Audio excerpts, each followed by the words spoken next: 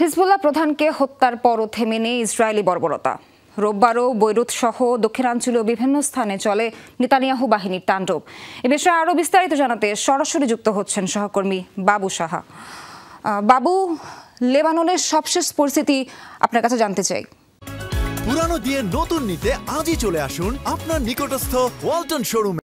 সোহান, এই মুহূর্তে আমি আছি লেবাননের দক্ষিণাঞ্চলে। আপনারা জানেন যে লেবাননের দক্ষিণাঞ্চলের বিভিন্ন জেলায় কিন্তু ইসরায়েল হামলা করছে এবং গতকাল পর্যন্ত কিন্তু হামলা অব্যাহত আছে।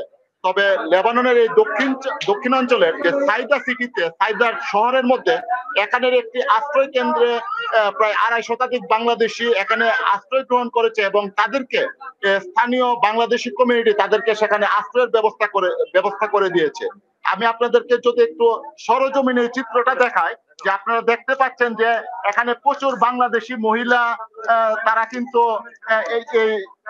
এখানে সবাই কিন্তু এখানে আশ্রিত এবং বাংলাদেশি কমিউনিটি তারা কিন্তু তাদের 3 বেলা খাবার দাবার যাবতীয় সবকিছু বহন করছে। আপনাকে যদি আরেকটু আমি দেখাই যে এই বাচ্চাটির বয়স মাত্র 10 মাস, কিন্তু 10 দিন, মাত্র 10 দিন। এই বাচ্চাটি এই যুদ্ধের কারণে বিভিন্ন এলাকা থেকে তারা সবাই এখানে আশ্রয় নিয়েছে এবং বাংলাদেশিরা তারা সবাই এখানে মোটামুটি এই পরিস্থিতিতে অনেকটা নিরাপদ আছে। তো আমার সাথে এই ভাইটি উনাদেরকে এখানে এই ফ্ল্যাটে, 2টি ফ্ল্যাটে প্রায় 250 শতাধিক বাংলাদেশি তারা তাদেরকে উনি আশ্রয় দিয়েছেন। যে আচ্ছা, একটু বলবেন যে আপনি কিভাবে আশ্রয় দিয়েছেন? বলেন। আসসালামু আলাইকুম। বলেন, কথা কোন। আসসালামু আলাইকুম। কথা কোন। আমি দক্ষিণ লেবাননে একজন মানবতা মানুষ। সবাইকে সাইদা, নবাতিয়া, সুর, গাজিয়া সবাইকে আমি এই জায়গার মধ্যে একতলা দোতলা বিল্ডিং এ তাদেরকে আমি আশ্রয় দিয়েছি। মানে কি বলবো, বলার কোনো মতন ভাষা নাই আমার কাছে। এত মানুষ কই রাখবো, কি করবো, মানে তাদেরকে কি করে রাখবো।